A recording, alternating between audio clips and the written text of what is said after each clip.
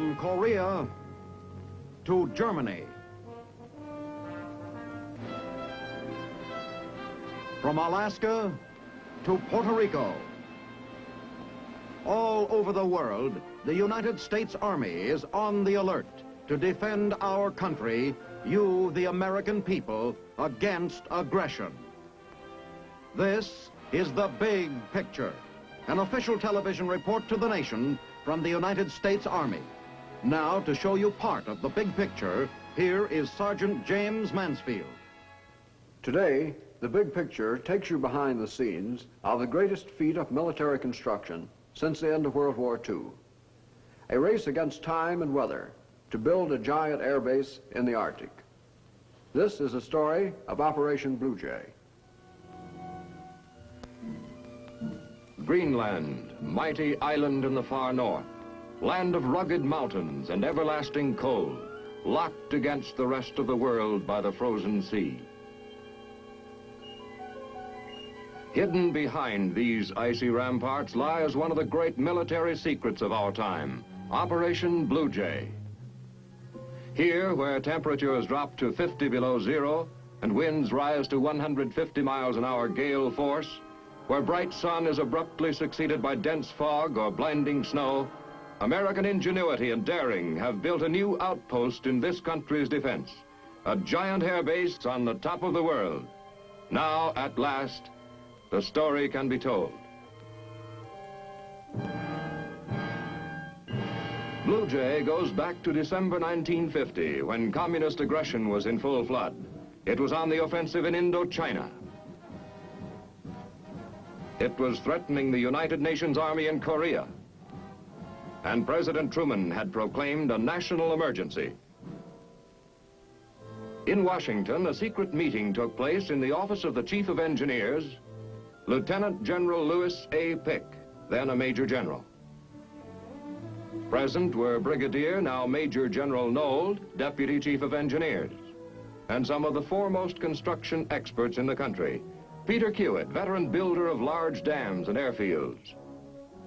S.J. Groves, one of the builders of the Pennsylvania and New Jersey turnpikes. Joe Green, airfield construction expert.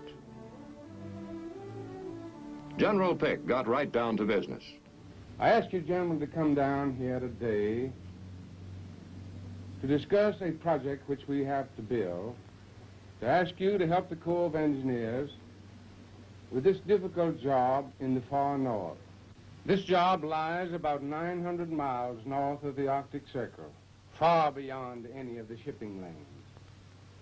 I understand that it may be possible to get boats into the area during a short season, probably from 4 to 6 weeks in the middle of the summer. This job must be built by the 1st of November.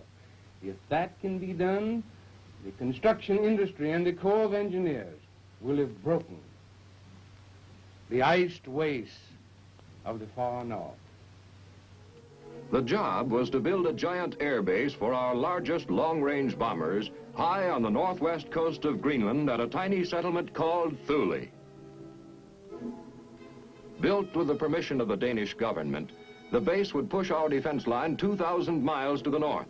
Blue Jay's strategic location was ideal, but its construction in 4 short months seemed impossible. The impossible, however, was just a challenge to American resourcefulness. Industry and the armed forces joined hands to put across Blue Jay on time. Industry developed new designs that would stand up to the severe strain imposed by the Arctic winter.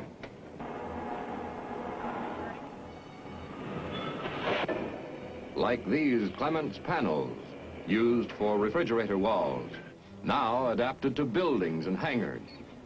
Made of fireproof insulation, sandwiched between aluminum-covered plywood, this prefabricated building material was light, strong, and 100% reusable. More than 300,000 Clements panels were used at Blue Jay.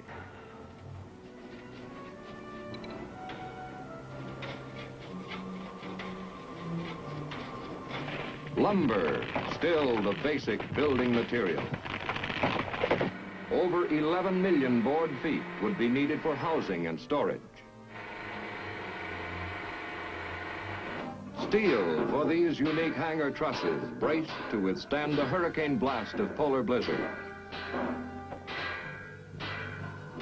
Steel for the water distillation plants and giant fuel tanks. Each tank required 200 tons. Everything had to meet the rigid specifications set down by the Corps of Engineers, whose inspectors checked every item of production and supply. Since Thule had no port facilities, unloading docks were improvised from 8 old LSTs.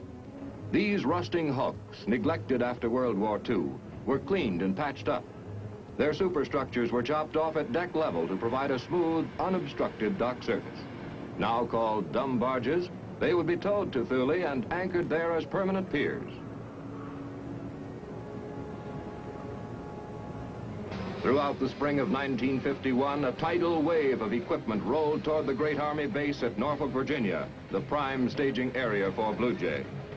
250,000 tons of cargo moved into Norfolk without a hitch, thanks to the teamwork between the Army's Transportation Corps and the American Association of Railroads.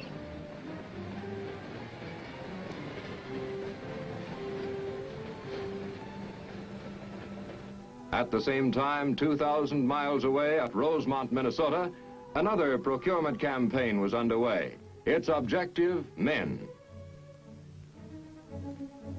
Here in the upper Midwest was to be found the greatest pool of labor experienced in cold weather construction.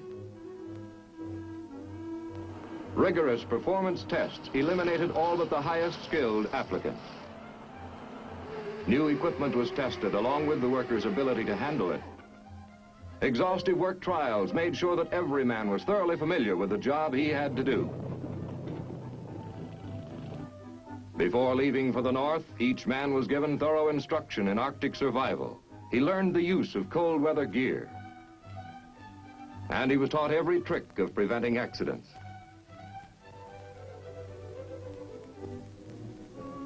An advance party of these men was sent to Thule to prepare the job site for the main body, due to arrive by ship at the end of June.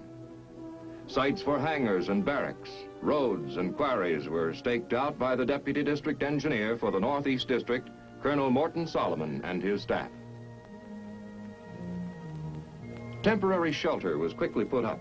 The Atwell hut, for example, a complete building, shipped as a single package. Simplicity of construction made the Atwell hut ideal for the speedy erection of temporary living and eating quarters, administration building and hospital. Soil experts bored for samples into Thule's frozen terrain to determine the nature of the ground. They found that everywhere below the top layer, a few scant feet under the surface, lay a bed of fossil ice and eternally frozen earth. A technique was developed to make this so-called permafrost support Blue Jay's many heavy buildings. The beach itself, meanwhile, was cleared of ice that would hamper the unloading. Dynamite was used to blast it into the bay.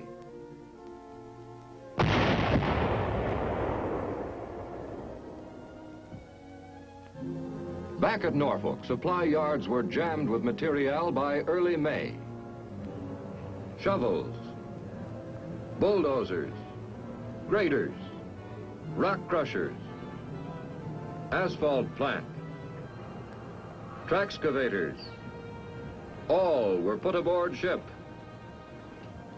Rolling stock and other heavy equipment was firmly braced and lashed. Trucks were waterproofed for the sea voyage to protect them against corrosion.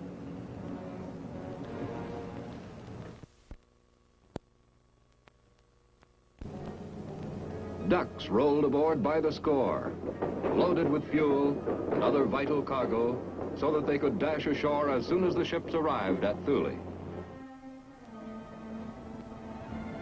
Along went 3,500 men of the Engineer Signal and Transportation Corps and other military specialists, plus the bulk of civilian workmen. On June 6, 1951, the Great Armada steamed out of Norfolk and headed north. 82 ships carrying a cargo valued at $125 million. A long, cold voyage lay ahead. A voyage that would become increasingly hazardous. As the thin-skinned ships penetrated the vast ice fields that surrounded Blue Jay like a belt of frozen fortifications, hundreds of miles in depth. Danger loomed in the form of icebergs the size of dreadnoughts.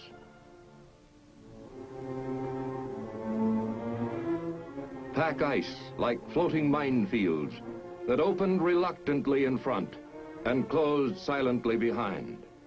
The sea became a floor of ice from horizon to horizon. The convoy halted, held fast in the ice pack. For days, the ships struggled to free themselves from their frozen trap. Not only was the time schedule disrupted, but the ships and the men aboard them were endangered by the ice that squeezed them in a giant vise. It was only through the stubborn efforts of the Coast Guard icebreakers that the convoy was finally liberated. Pressing down with their heavy-jawed bows, the icebreakers battered at the tremendous ice floes 4 and 5 feet thick. Hacking, crushing, grinding away, the icebreakers smashed a trail for the convoy to follow. Helicopters soared aloft on reconnaissance, scouting far ahead for signs of open water.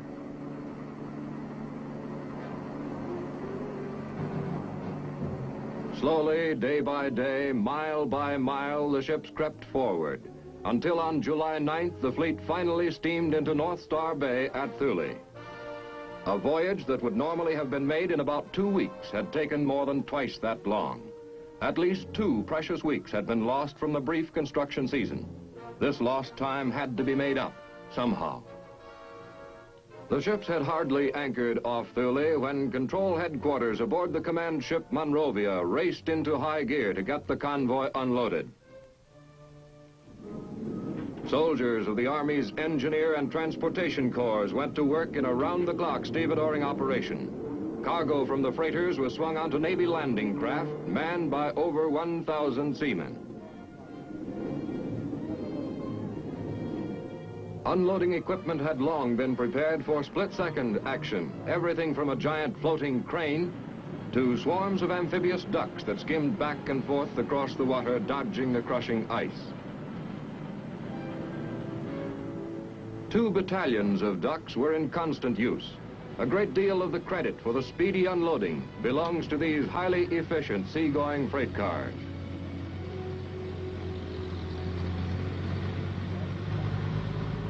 They quickly built up a vast stockpile of fuel and oil for Blue Jay's hundreds of machines.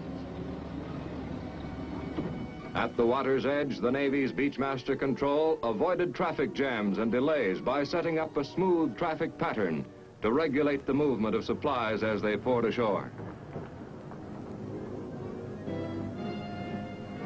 In a matter of hours, the frigid waters of Thule Harbor were transformed into a great port, crowded with Navy landing craft transferring cargo from ship to shore in a steady, unceasing rhythm of unloading. Unloading went on through rain squalls and wind. Over 153,000 long tons of cargo were eventually delivered on the beach. Work crews, 4,000 strong, were ferried to land from their temporary homes aboard 5 personnel carriers. They operated in 2 shifts, 60% in the first or day shift, 40% in the second shift. As the heavy earth-moving equipment lumbered off the LSTs, men and machines went right to work. In bad weather as well as good, 24 hours a day, 7 days a week. Dirt flew in all directions as quarries were mined with high explosives. Then dug for rock and earth fill needed at the construction sites for airstrip, roads, fuel tanks, hangars, barracks, and other buildings.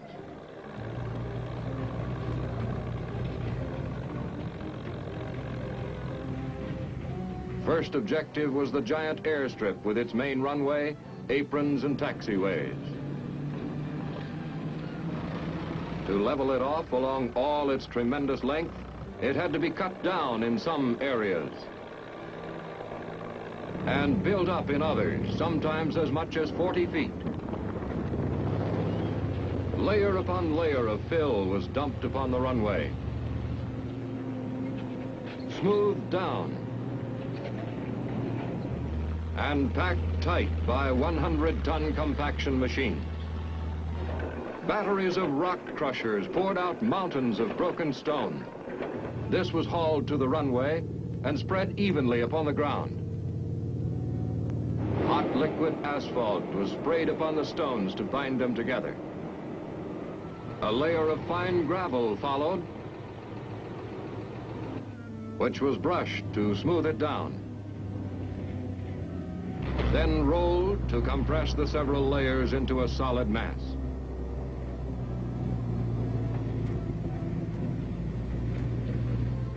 The nearly completed airstrip received one of its first tests from two key visitors on August 8th.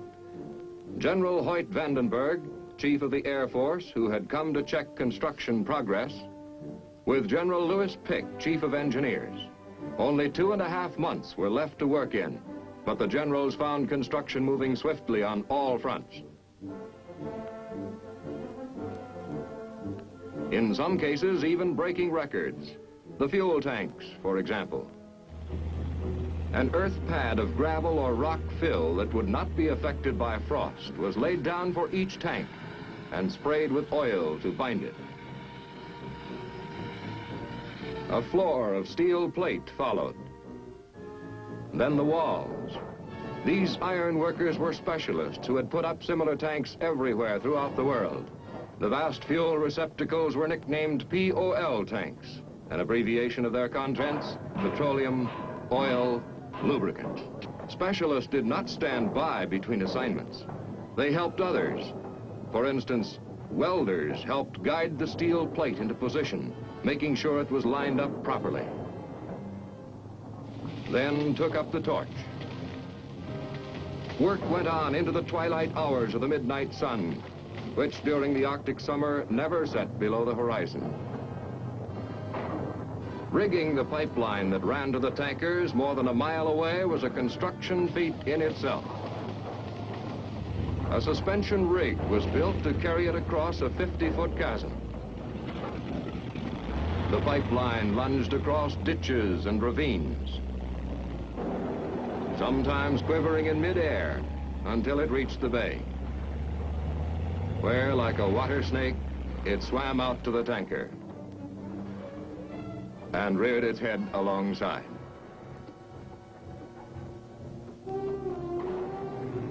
Construction of all kinds was booming. The icy ground under each building was first insulated by an earth pad.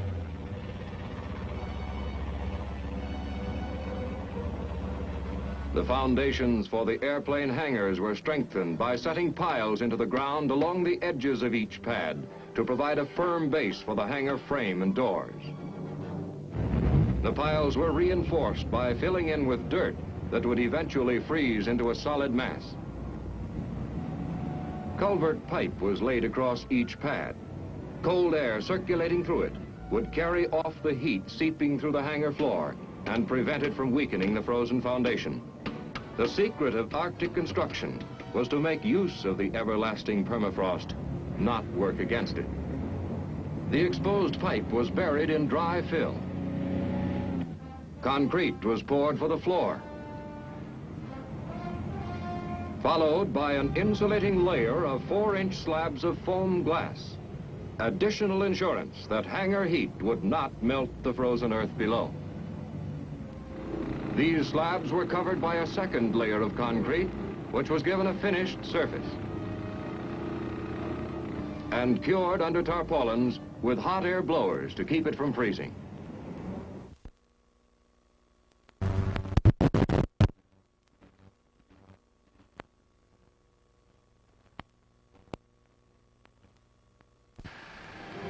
Iron workers assembled the hangar trusses, the bad weather merely a challenge to the pitching and catching skill of the riveting teams.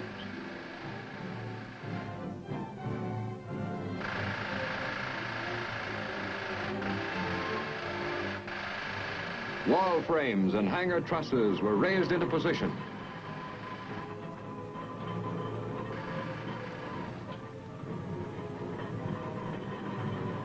When the building shell was completed, the towering hangar doors were added. Each one weighed 230 tons. Each ponderous section had to be firmly fitted in its tracks. This was the encouraging sight that greeted an inspection party headed by Secretary of the Air Force Thomas Finletter when he visited Blue Jay on August 30th. Less than 2 months were left, but building was ahead of schedule. Dozens of barracks had sprouted from Thule's frozen soil. Each had a foundation of timber raised above a pad of earth. The floors of all living quarters were stuffed with insulation and covered with plywood. Clement's panels were the standard building material for all barracks, warehouses, and mess hall. Joints between the panels were sealed against the cold with a caulking agent known as mastic. As each panel went into position, it was secured to the wooden building frame with lag screws.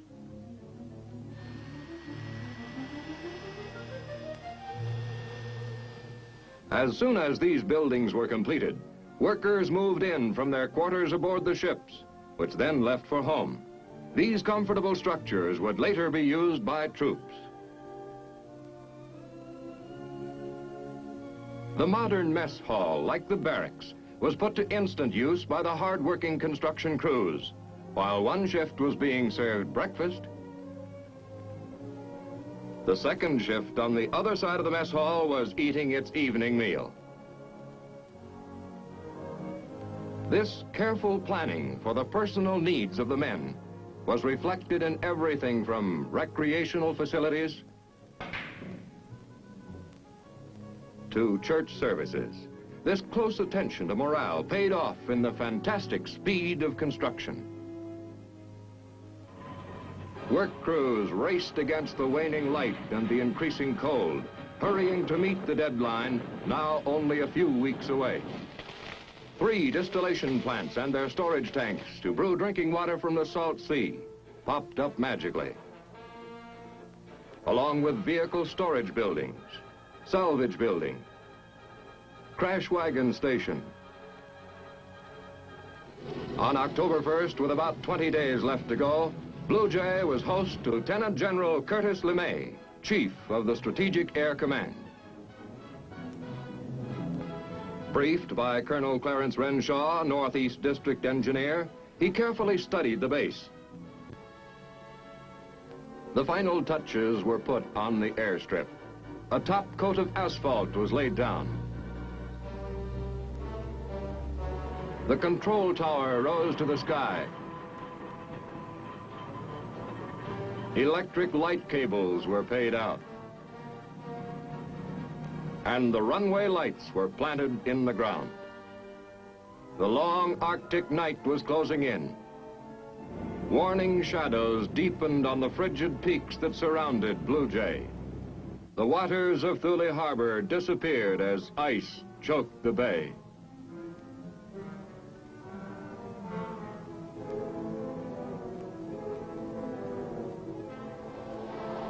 Snow and sleet storms lashed the job site.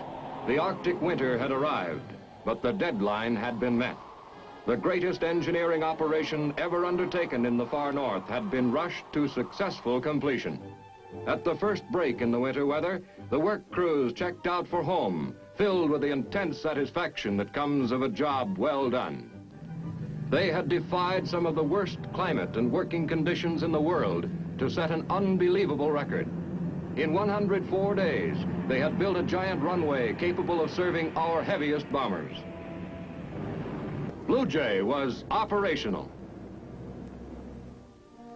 It is almost a year later now, and Blue Jay has had the benefit of another construction season to bring it up to top fighting trim. Blue Jay will be kept ready for action as long as the threat that drove us to build it exists. We cannot read the minds of those dark and shadowy figures who brood on war and conquest. But perhaps the thought of this colossal air base has caused them to falter in their plans for aggression. Perhaps they have read a different kind of warning in the miracle of Blue Jay, the warning that there is nothing, absolutely nothing, impossible to American resourcefulness, hard work, and plain guts. That there is no problem or enemy, nature or man-made, that this country cannot defeat in its stern resolve to protect its freedom. Blue Jay is a great example of what this country can do when the chips are down. It should be an inspiration to all Americans, our friends and allies. Now, speaking from Washington, here is the Chief of the Army Engineers, Major General Samuel D. Sturgis, Jr. The picture that you have just witnessed, Operation Blue Jay, is typical of the construction task being performed throughout the world today by the Corps of Engineers of the United States Army and the construction industry of the United States. In this day and age, this country must be prepared immediately to defend itself. Fortunately, we have a unique arrangement in our system whereby the civil works of the country are constructed in every state in the Union by an organization in being known as the Civil Works of the Corps of Engineers.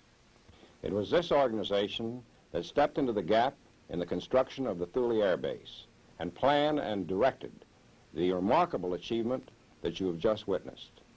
In fact, the Corps of Engineers, your Corps of Army Engineers, stands ready in the future to meet crises just as it has in the past, both in peace and war, for the development and for the security of our nation. The Big Picture is a weekly television report to the nation on the activities of the Army at home and overseas. Produced by the Signal Corps Pictorial Center.